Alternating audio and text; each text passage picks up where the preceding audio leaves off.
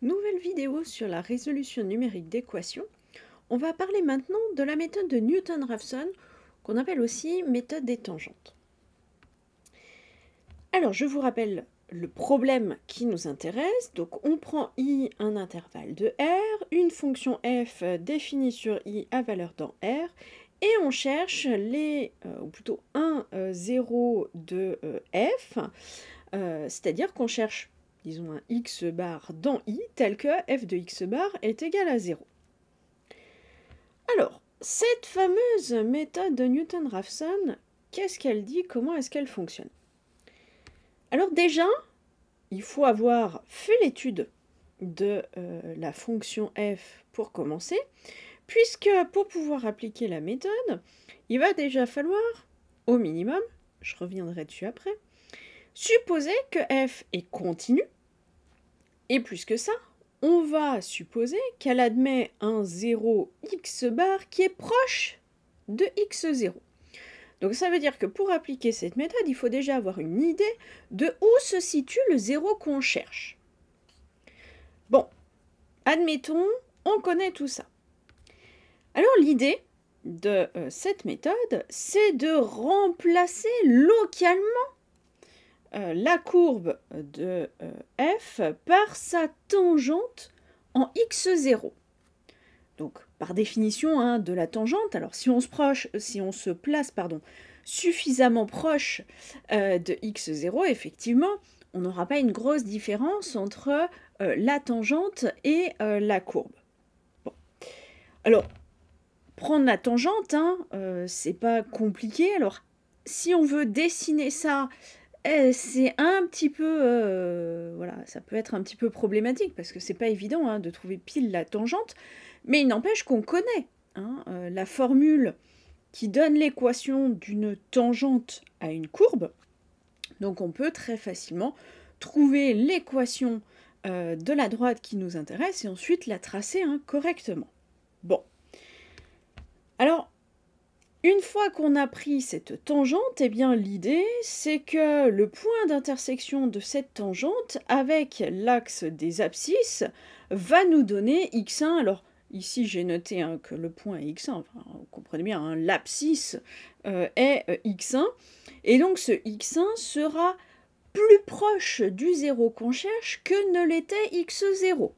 En se rappelant qu'on a pris x0 qui était déjà relativement proche du x bar qu'on cherche. Bon, et puis on va répéter ce processus de proche en proche. Donc maintenant qu'on a x1, on va prendre la tangente à la courbe en x1, et puis l'intersection entre cette droite et l'axe des abscisses va nous donner x2, etc. etc. Alors, faisons un exemple, alors graphique, encore une fois, de comment fonctionne cette méthode. Alors, prenons cette courbe, et puis on va chercher le 0 qui est ici. Alors, pour ça, et pour que ce soit un peu visuel, je vais choisir x0 qui est 5. Alors, vous voyez que, proche, ça veut tout dire et rien dire. Donc ici, ça marchera. Mais attention, selon les variations de la fonction, selon plein de choses, il va falloir peut-être être beaucoup plus proche comme point de départ. Et en tout cas, il ne faut pas être proche d'un autre 0.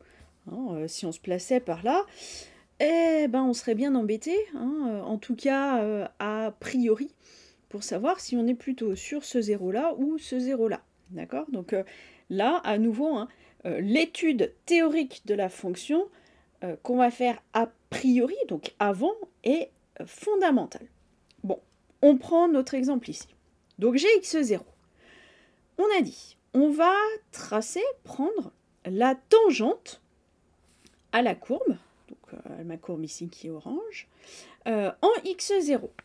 Donc, je prends ce point-là et je vais tracer la tangente ACF en ce point ici. Alors j'ai fait les calculs et j'ai tracé la vraie tangente correctement. Bon, si vous devez faire le dessin à la main, essayer de faire en sorte que ce soit à peu près tangent, mais encore une fois, hein, pour avoir un bon résultat, il faudrait calculer l'équation de la tangente, etc.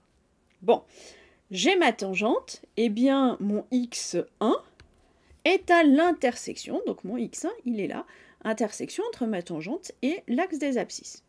Et puis je reprends. Maintenant que j'ai x1, je vais aller tracer la tangente à la courbe au point d'abscisse x1. Hop, j'ai ma tangente. Point d'intersection avec l'axe des abscisses, j'ai mon x2. Et puis on peut continuer. Alors là, vous voyez que on a déjà quasiment convergé. Hein. On voit même plus tellement la différence entre le 0 qu'on cherche et le x3 que j'ai même pas la place d'écrire.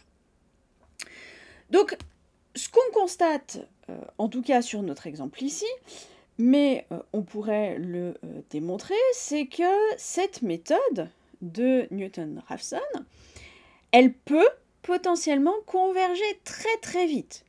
Encore une fois, ici, vous voyez, quand 2, 3 itérations, on est très très bon. En tout cas, sur le dessin, on semble être très très bon, et c'est le cas. Mais en fait, et je l'ai déjà un petit peu dit, un point essentiel, c'est que cette convergence va dépendre très fortement du point de départ. D'accord ? Et si j'avais pris x0 ailleurs, ça aurait pu être beaucoup plus compliqué. Alors si je l'avais pris par là, vous, vous doutez bien que ça aurait été encore plus rapide. Mais encore une fois, si je l'avais pris par là, déjà, je ne serais pas arrivé au bon 0, par exemple.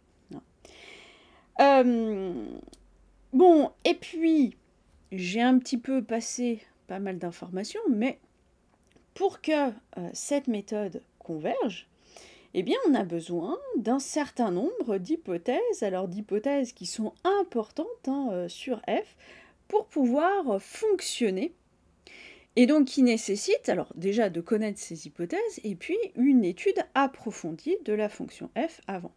Mais encore une fois, si on a fait cette étude-là, que les hypothèses sont bien vérifiées, qu'on a pris un x0 assez bien choisi, eh bien on peut converger beaucoup plus vite qu'avec la méthode de la dichotomie par exemple, ou même que la méthode de la séquente. Bon, je vais juste vous donner un exemple pour terminer.